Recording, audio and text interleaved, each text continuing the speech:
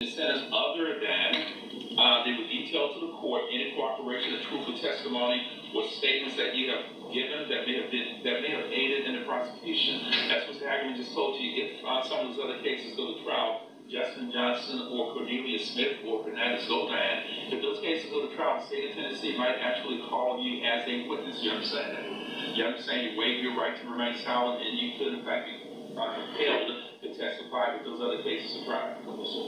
You'll also be supervised by Shelby County Pretrial Services. They reporting all parties recommending that you be released on bond in an amount of $25,000. And once you make that bond, Mr. Johnson, you have to report to Shelby County Pretrial Services. They reporting. We'll file that order with this guilty plea also.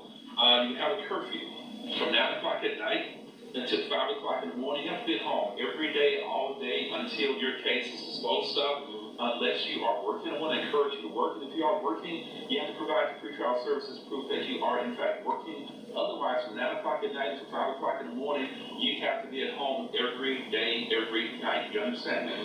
You'll also be ordered to enroll in any other programs that pretrial services deem either group programs, individual programs, such as random drug screens.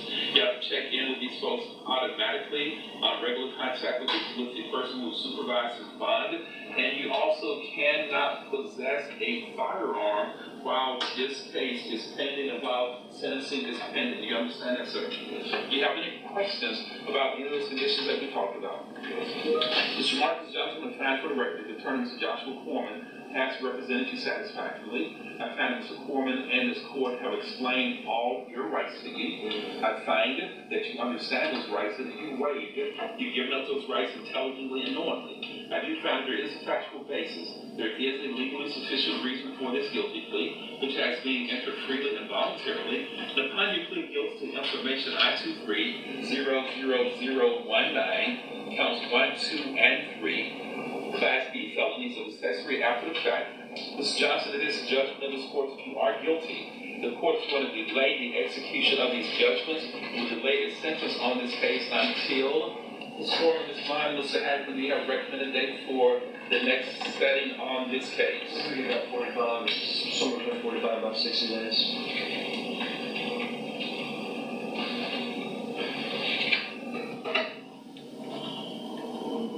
60 days is August 10th, Thursday, August 10th is the day for all the lawyers.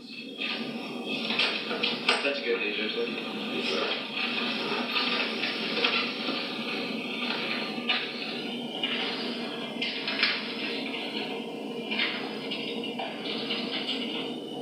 Judge, we're going to delay execution of these judgments.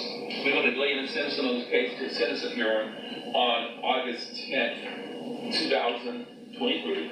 Be back in this courtroom at 9 o'clock that morning, unless the date changes, and stay in touch with the court in case the date does change. But I'll see you back in court on August 10th, that's a Thursday at 9 o'clock that morning.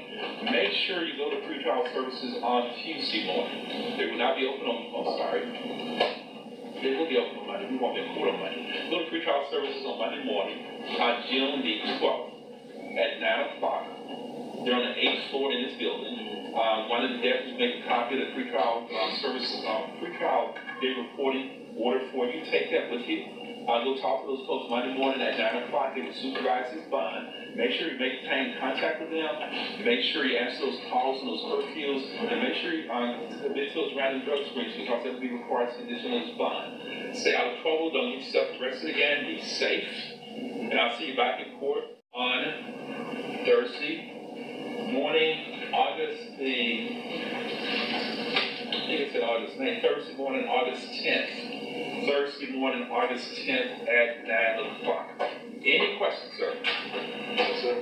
Johnson, step down from witness stand. See you in 2 months, sir. Thank you, sir. Mr. Hagerman and Ms. Munn. Yes, sir. The indicted case, 2204769, do you want to dispose of that today or carry it? I'm sure we sent to this out there. Madam Clerk, show other case 22047. If the governor's clerk could make a note of the bond that you understand covers both cases. That nigga turned against his brother turned him in. Now his brother definitely about to do life in prison, and he about to get out of jail in a minute. But they run around talking about no snitching and all this, but he just snitched on his brother and whoever else he snitched on. Damn shame. Told on your brother, man. That's messed up. But I don't care, because that's getting young Dolph justice.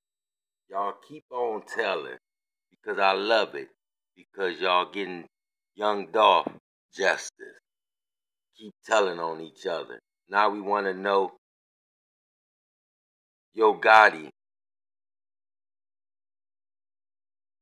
involved in. What was he involved in? The money? Big Jock. The money? Who put up the money? Where the money come from? Raven. Did Raven set young Dolph up? Did Raven have young Dolph come there and told Yo Gotti and Big Chuck that young Dolph is here, y'all can get him? Or her father? How is they involved in young Dolph murder? That's what y'all need to start telling on. So with that being said, tell. Get young Dolph justice. With that being said, I'm gone. See y'all. The nigga told on his brother. And ain't no telling what else he told. With that being said, gone. See y'all at the next episode. Subscribe and like. Show me some love. I'm out of here.